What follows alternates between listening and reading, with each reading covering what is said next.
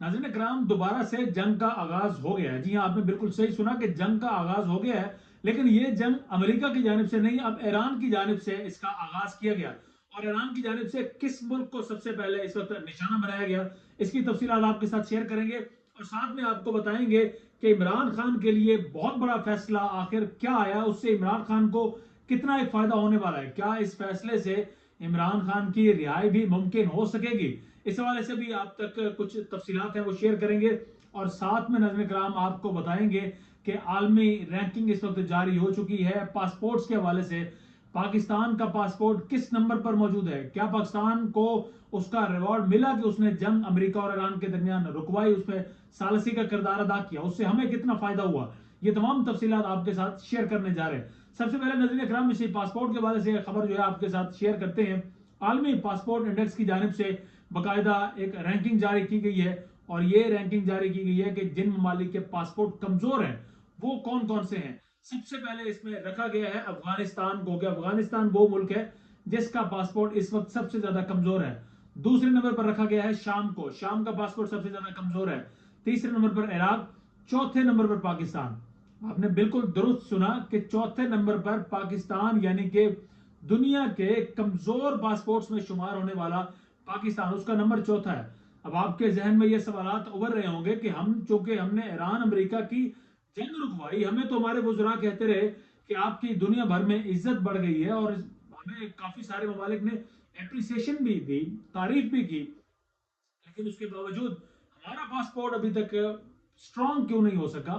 जबकि हमसे अगर हम बात करें, सातवें नंबर पर बांग्लादेश आता है। बांग्लादेश हमसे बेहतर पासपोर्ट रखता है, इंडिया हमसे बेहतर पासपोर्ट रखता है। तो आखिर हम ही क्यों, हमारा ही पासपोर्ट इतना वीक क्यों है।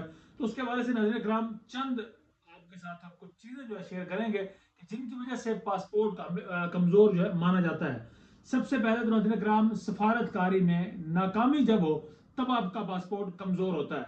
यानी कि अगर आपके दीगर ममालिक के साथ सफारतकारी आपके अच्छे, उनके साथ ताल्लुकात बिल्ड हो, और फिर आप ऐसे ममालिक के साथ आप बात करते हैं, वहां पर खास तौर पर पासपोर्ट तब स्ट्रांग होता है जब बगैर वीजा आप ज्यादा से ज्यादा कंट्रीज में जा सकें। तो पाकिस्तान की, अब इस पर रोना रोए क्या कहें, कि पाकिस्तान सिर्फ उनसे ही अपनी सफारतकारी बेहतर रखने की कोशिश करता है कि जिससे हमें माल चाहिए होता है। हमें सऊदी अरब से माल चाहिए, हमें यूएई से माल चाहिए, हमें चाइना से माल चाहिए, हमें अमेरिका से माल चाहिए। तो इन ममालिक के साथ हम कोशिश करते हैं कि हम बना कर रखें, अच्छा बच्चा बनकर रहें, कि वहां से हमें पैसा मिलता है और उस पैसे से हमारे जो है यहाँ पर हुकूमतों की शाखर्चियां पूरी होती हैं। तो इसी वजह से बाकी दीगर ममालिक, कितने ममालिक है, जर्मनी है, इटली है, दीगर ममालिक के साथ भी हम ऐसे मुआहदे कर सकते हैं, सफारती अपने ताल्लुकात बढ़ा सकते हैं। लेकिन उस मामले में हमारे कोई ऐसे हुक्मरान दूरंदेश नहीं है कि वो इस मामले में आगे कुछ बात कर सकें, कुछ सफारतकारी के अच्छे ताल्लुकात बिल्डअप कर हो सके। दूसरे नंबर पर जो सबसे अहम कंसर्न है वो सिक्योरिटी का कंसर्न शुमार होता है। सिक्योरिटी की वजूहत की बिना पर दूसरे ममालिक से लोग आपके मुल्क में नहीं होते और आपका पासपोर्ट वीक होता है, कमजोर होता है। इस वक्त बलोचिस्तान में वो सिचुएशन है कि हम भी बलोचिस्तान में जाने से पहले हमें भी खौफ होता है कि वहां पर जिस तरह से बीएलए की एक्टिविटीज रोजाना की बुनियादों पर हो रही हैं। इधर अगर हम बात करें यहाँ पर बॉर्डर पर, तो यहाँ अफगानिस्तान, वहां से जिस तरह से फितनतुल ख्वारिज के दहशतगर्द हैं वो यहाँ पर अटैक कर रहे हैं, जो चाइनीज कंपनी है इवन वो सिक्योरिटी की बुनियादों पर वापस जा रही हैं। तो ये भी बड़ी वजूहत में इसका शुमार होता है जिसकी वजह से हमारा पासपोर्ट इतना वीक है। उसके बाद आती है गैर कानूनी इमिग्रेशन। इस पर वैसे पाकिस्तान ने काफी हद तक कंट्रोल पा लिया है। जिस तरह से अफगानिस्तान से लाखों हमारे भाई थे उस वक्त जो आए, हमने उन्हें वेलकम किया, लेकिन वो यहाँ पर रच बस गए।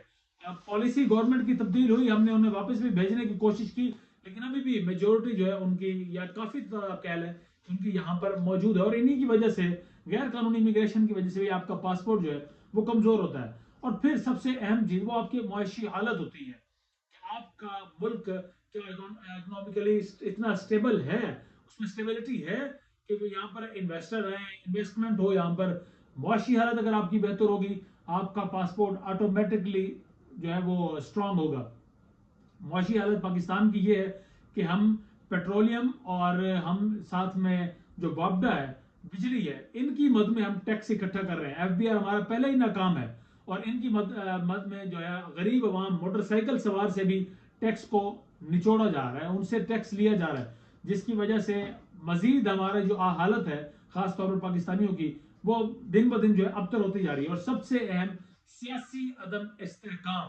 جی ہاں, سیاسی عدم استحکام یہ بھی بڑی ایک اہم ریزن ہے کہ اس وقت گورنمنٹ وہ بیٹھی ہے کہ جنہیں لوگ پسند نہیں کرتے, اور جنہیں لوگ پسند کرتے ہیں وہ اس وقت گورنمنٹ میں نہیں ہے. تو اس وجہ سے بھی یہ بھی بڑی وجوہات میں اس کا بھی شمار ہوتا ہے کہ جس کی وجہ سے آپ کا پاسپورٹ جو ہے وہ ویک ہے, اور آپ کی عالمی امیج بھی بہتر ہونی چاہیے. گو کہ ہم نے جنگ رکوائی, ہماری امیج کافی پہلے سے بہتر ہوئی, لیکن ابھی بھی اتنی نہیں ہوئی کہ ہمارا پاسپورٹ اسٹرانگ ہو سکے. اب ناظرین کرام چلتے ہیں اس خبر کی جانب کہ جس کے متعلق آپ کو بتانا ہے کہ آخر 6 ماہ بعد اسلام آباد ہائی کورٹ سے فائنلی ایک ایسا ڈیسیجن آ گیا جس سے شاید پی ٹی آئی زیادہ نہیں تو تھوڑی بہت جو ہے آرام سکون کی سانس لے سکتی ہے. اب وہ فیصلہ کیا ہے؟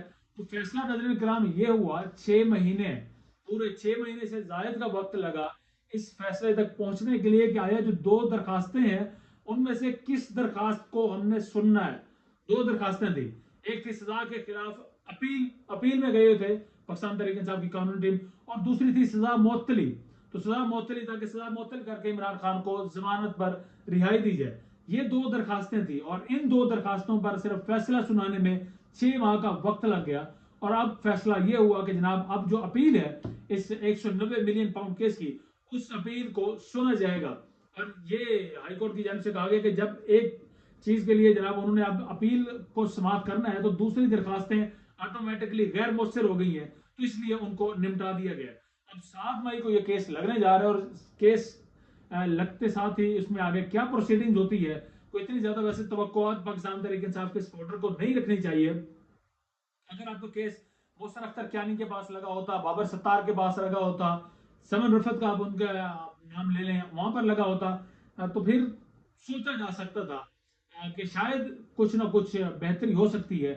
لیکن آپ کا کیس جو ہے وہ چیف جسٹس کے پاس لگا ہے, تو پاکستان تحریک انصاف کو کم از کم چیف جسٹس سے مزید امید نہیں لگانی چاہیے کہ 6 ماہ لگے چیف جسٹس کو یہ فیصلہ کرنے میں کہ کون سی درخواست انہوں نے سننی ہے, اور 6 ماہ بعد انہوں نے فیصلہ کیا کہ جناب میں اپیل سنوں گا. اور اب اگر سالوں لگیں گے صرف اس اپیل کو سنتے سنتے اور اس کا فیصلہ ہوتے ہوتے.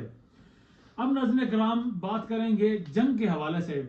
اب آپ یہ سمجھ رہے ہوں گے, یہ سوچا ہوگا آپ نے کہ شاید جب جنگ دوبارہ شروع ہوئی تو امریکہ شروع کرے گا, لیکن ناظرین کرام اس مرتبہ سچویشن ایسی نہیں ہے. اس مرتبہ ڈیڈ لائن دی ایران نے امریکہ کو کہ آپ کے جو جہاز ابنائے حرمز میں موجود ہیں آپ ناکہ بندی ختم کریں ورنہ آپ پر حملہ ہوگا. اور ان کی جانب سے ان کے جہاز وہیں پر موجود تھے, ناکہ بندی بھی تھی امریکہ کی جانب سے. تو اب ایران نے حملہ کر دیا ہے, امریکہ پر نہیں, اسرائیل پر بھی نہیں, ایران نے حملہ دوبارہ سے کیا ہے یو اے ای پر, متحدہ عرب امارات. اور یو اے ای وہ ہے جہاں سے کسی کے نام کے ساتھ علی ہے, حسین ہے, حسن ہے, عباس ہے, ان تمام ناموں کے افراد کو ناظرین کرام مبینہ طور پر اطلاعات ہے کہ وہاں سے ڈپورٹ کیا جا رہا ہے, ان کو ان کے واپس کنٹریز میں بھیجا جا رہا ہے, پاکستانیوں کو بھیجا جا رہا ہے. پاکستان سے ناراض, سعودی عرب سے ناراض یو اے ای, اور جس کے سہارے وہ کھڑا تھا وہ خود بیچارے ابھی پھنسے بیٹھے ہیں. تو یو اے ای پر دوبارہ سے ایران کی جانب سے حملہ کیا جا چکا ہے, اور یہ حملہ ناظرین کرام یو اے ای کی ریاست ہے فجیرہ, اس میں باقاعدہ پیٹرولیم جو صنعتی تنصیب تھی اس پر یہ حملہ کیا گیا. اس سے پہلے بھی یو اے ای یہ کنفرم کر چکا ہے کہ 4 میزائل داغے گئے ایران کی جانب سے, جن میں سے انہوں نے کہا کہ 3 کو ہم نے مار گرایا, ایک جو ہے وہ سمندر میں گرا. اب اس کے حوالے سے کہا جا رہا ہے کہ یہ ایران کی جانب سے باقاعدہ جو ڈرون اٹیک ہوا, اور یہاں پر فجیرہ میں ایک ان کی تیل کی جو صنعت ہے وہ اس سے تباہ ہوئی. اب ناظرین کرام دوبارہ سے جنگ یوں سمجھ لیجیے گا کہ چھڑ چکی ہے, کیونکہ you a E per attack تو اب ڈائریکٹ امریکہ دوبارہ سے کودے گا میدان میں, اور ٹرمپ پہلے ہی یہ پیغام دے چکے ہیں, کہہ چکے ہیں کہ شاید یہ جنگ دوبارہ سے شروع ہو جائے. اور اب اس وقت جنگ دوبارہ شروع ہو چکی ہے, اور اب اس وقت جنگ ایران کی جانب سے شروع کر دی گئی.